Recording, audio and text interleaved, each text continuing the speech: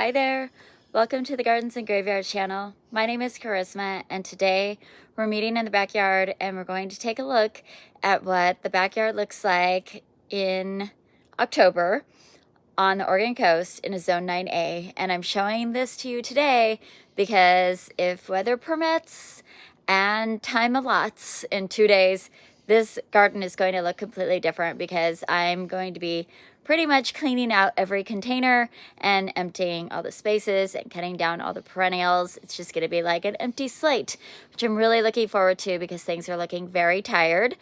And in our climate, we get so much rain that even the things that look beautiful in the winter in other climates, such as a sedum, they just turn into black, slimy mush in our garden, and I don't want to deal with the black, slimy mush, so I get ahead of it early. We also do not get a very much snow or like a true winter here. So our winter for our system and in our garden has to be sort of manipulated. So the way that I do that is I clear out all the spaces so that there's very little interest, so that it really feels like a winter dormant season. And I do it a little bit early because I really just don't want to deal with the nasty slime of cutting back things after they've totally turned into mush. So it's a beautiful day today. It's been raining off and on all week, and it's going to pour rain tomorrow, and then we're going to have a couple of nice days. So I'm going to take the opportunity now to show you what the backyard looks like, and then come November, when we share this side of our garden again, you're going to notice a big difference. So let me get the camera turned around and I'll show you what's up. Okay, so I'm going to actually come down here and show you a couple of these sites first before we get into the backyard. So we've got the pond, and I never did get around to getting in here and dividing all of this carex, which desperately needs to happen so that the heuchera can be pulled out. We want to change some things in here, and I'm still hoping to have an opportunity to do that this fall. The wisteria, finally, here it is, the very end of the season, she finally put on just like the tiniest bit of growth. This is the American wisteria, which is a slow grower, but I really wasn't anticipating this slow of growth. And I really want it to grow up and cover this deck. This raised bed has just been my absolute favorite raised bed ever. Still just looking absolutely beautiful with the pink impatiens and the pink begonias. These are the dragon wing begonias. Just, oh my gosh, it's so beautiful. And it made such a big impact. And we do have a couple of hostas in here, but you know, it's the end of the season for hostas anyway, so it doesn't really matter to me that you can't see them. Clearly, I'm going to leave those until they're really done. They are not showing any signs. They love the cool weather, so they're just looking really beautiful. So that's something I don't have to work on right away.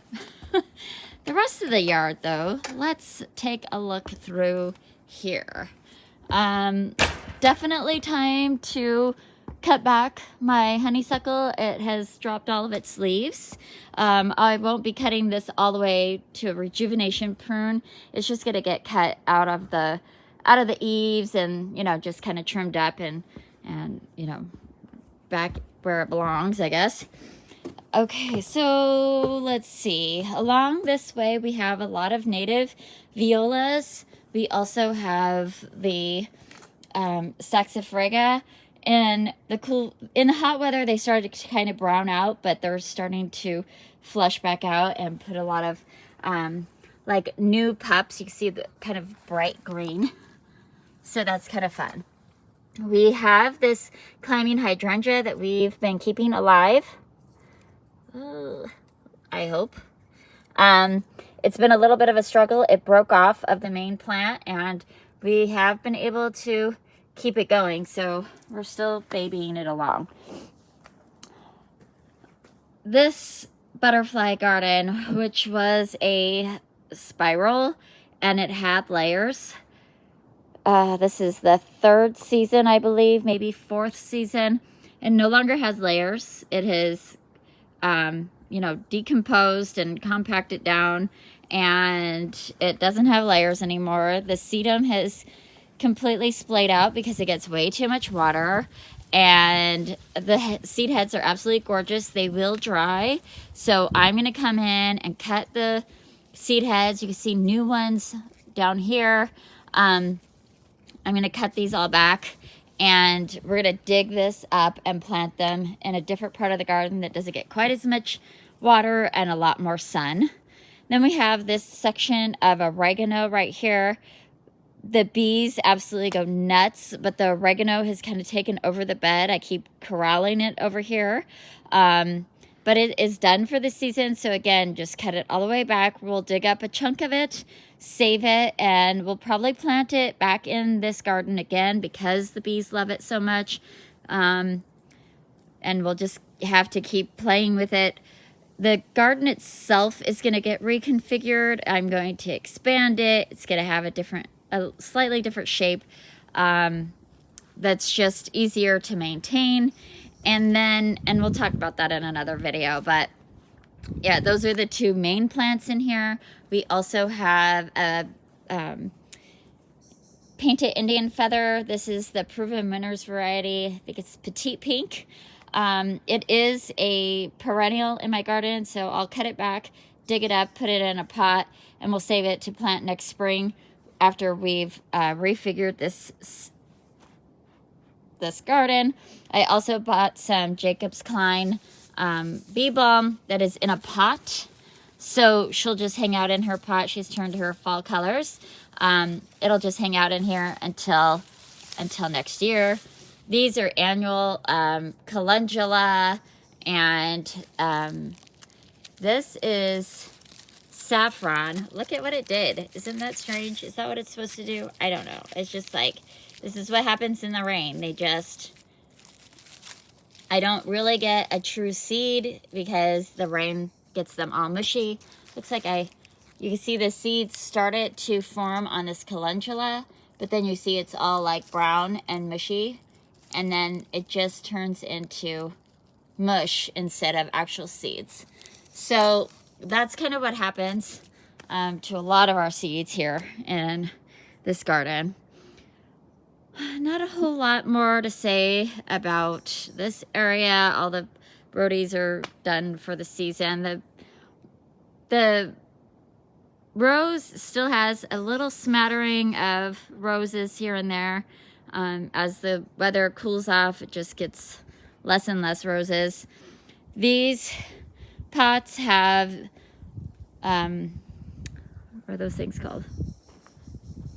Escallonia in them, and we're going to transplant them out. They've been in these pots for 2 years. They're definitely root bound and ready to get out of there. They've been kind of hard to keep in control. They just keep wanting to sprout because they're actually quite large shrubs. So it's just time to move those out. This pumpkin is, you know, starting to go down. We do have a little pumpkin. I'll show you over there. The leaves are really spiny. Over here, the wildflowers here are all done, so I'm just going to cut them back. They've reseeded. Their seeds are all done and dropped, and they'll come back next year, but we'll pull them out so it's a nice clean slate. The dahlias are done in here. Oh, I did want to show you that dahlia. It like popped through the fence, which is kind of perfect because it needs the support because it was so heavy and big. And it's at its last moments of life here. We've got another one maybe gonna open, possibly. I'll pop a picture up here of when this one was in prime. It's absolutely beautiful. This is the Miranda dahlia. And then we've got our cannas all up here. They have been blooming sporadically. They have not bloomed all at once. It's just like, okay, this one has some blooms and some finished blooms, and then that one's all budded up. That one's done. They're just like taking turds. But we did take out the super petunias that were done in here earlier.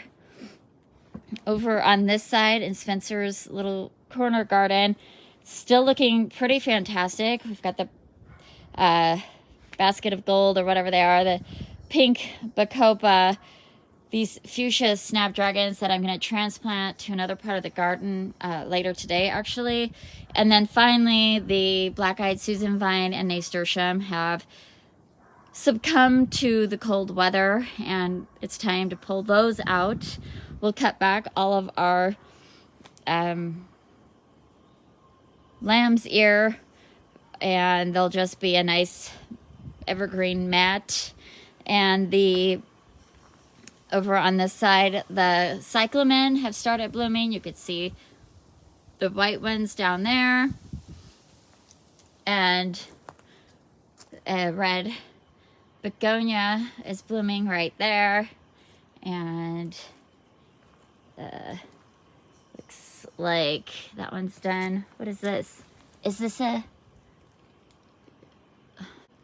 Okay, I think this is a cup and saucer vine flower. I haven't actually seen it bloom.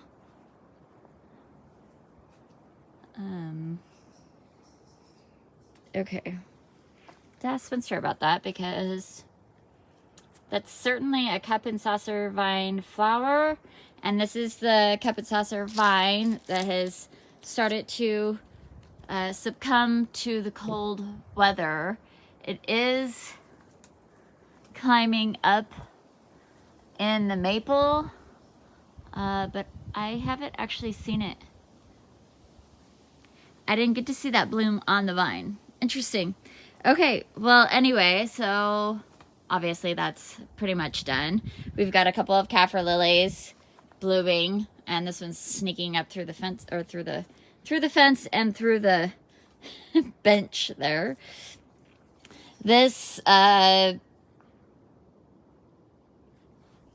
is done, clearly. It's got one more squash on it. Okay, it's getting eaten though, so it's not for us. And same with that squash, got eaten. Pink cushion flowers are still kind of sparkling, both the black and the white. I do want to find another place in the garden for these to live. I just can't decide where, because they're just kind of wild looking flowers. I love them, but it's hard to discern where they would go well in the garden. So they've just been in pots. I did want to show you my camellia has put on some new growth, which is really fun. Bright green leaves are coming out. But look next to it. You see those 4-leaf clovers? Aren't those just the best? Those are oxalis, and they were here when we moved in, and usually it's only one bloom or one leaf at a time. Right now it has 2. And they just keep coming back year after year, and they just hang out there for months at a time. They're interesting, they're beautiful, and we enjoy seeing them, but I wish they would be like a bigger patch. I think they need to bloom and reseed to like really be a bigger patch. That's my guess. Over here you could see that our violas have finally finished for the season. I just love these. They did so fantastic. I am going to cut them back. You see some fresh growth down here. I'm going to cut them back, and I'm going to put them in a different pot and see if I could get them to winter over. I'm going to take the Dichondra falls out and put those in the greenhouse. You can see how they're kind of like puckering up. They don't love being cold, so I'm going to take them out, put them in the greenhouse, and see if I can winter those over. Same deal with that pot. Time to pull out this squash. The sunflowers we cut all back, but we still have the Suncredibles still putting on a little bit of color. but no more new buds. So I know that I can take those out very soon. We corralled the raspberries in a video not too long ago. Still kind of like the same. They haven't lost their leaves yet, obviously. So let's go ahead and pop into the greenhouse garden. We've got the raised bed here. Slowly but surely been removing things as they finish. For example, you see like the celosia just turns into this, and you know, it's not going to get any bigger than this one right here because it's too cold now. So we'll take that out. I'll probably harvest the rest of these straw flowers today, even the ones that aren't as open as I want them to be, and just go ahead and remove these, this patch from the garden, just because I don't really want to deal with the black mush that could happen. Okay, and then we still have like a couple of little gomphrenias. The leaves are totally done. Like, this is cold damage. Oops. This like coloration is from cold. So I'll pull the few good gomphrenias. I've got a bright pinky purple ones over there as well. Like, get right there. And they're kind of dotted in there. So I'll pull those, but I'll pull out the plants. You could see that the pumpkin is, you know, not doing beautiful, but as far as the plant goes. But we do have a little pumpkin down there. I don't think it's going to color up in time for Halloween, but it's still kind of fun just to have something growing on the vine there. It's kind of a, you know, a fun thing. Yeah, so that's kind of it for this space. It's just time to let go of all these plants. The dahlias, I will be pulling up all the dahlias in containers and in the ground, and storing those very soon, and we'll do that in a video together. This one never got around to blooming, and this one got thrips, so she's not opening all the way, which is kind of sad. And then inside the greenhouse, not much has changed since we've been in here, other than like the weird vocal thing just now. But we're getting pretty cold at night, so we're not going to get any more coloration on these tomatoes. So I'm actually going to pull them off and have some fried green tomatoes for breakfast tomorrow, and then that plant can go away. All of these are perennials that I'm overwintering, and it's kind of fun to have this coleus, because by this time of year our coleus is just like totally toast. So it's fun to have that in the garden or in the greenhouse. We'll see how long she lasts. And then the maple has been dropping her flowers like crazy. And so I need to do a little bit of research and do a little trimming on her so that she could be more happy. Again, just more perennials, just being overwintered. We're still waiting for this Lisianthus to bloom. And it might be yellow. I might be able to tell that it's going to be yellow. I want to think that that's true. These ones, maybe yellow. I'm telling you, you guys, I planted these in seed trays. I don't have a date on it. In January. I think it was like January 15th or 12th or something like that. So a full 10 months. And they still haven't bloomed. So, and they would be toast in the garden. They wouldn't even be looking like this in the garden. So, yeah. I will not be trying that experiment again. That is very frustrating. Pepper plant that I left in here, thought maybe I could get a little bit more out of it. Not gonna happen. Not warm enough. So we'll be removing that as well. All right, coming back outside, I did want to point out our maple, she hasn't put on a ton of color yet. She hasn't dropped very many leaves yet, but she is starting to turn a little bit more orange. She is a burgundy maple, so she turns more of a flame orange color. But a lot of times just the rain and the wind knocks all of her leaves off before we really get to see any color. So we'll see what happens this year. Hopefully she gets to put on a show. If not, it's been a beautiful time with her in the garden. Her structure is looking really fantastic. We've worked pretty hard over the last couple of years to prune her in such a way that she can live harmoniously with how I want to use this space. And that is going to do it for today's video. I hope that you enjoyed walking around the backyard with me, and I hope that you're celebrating your life, and we will see you in the next video. Bye.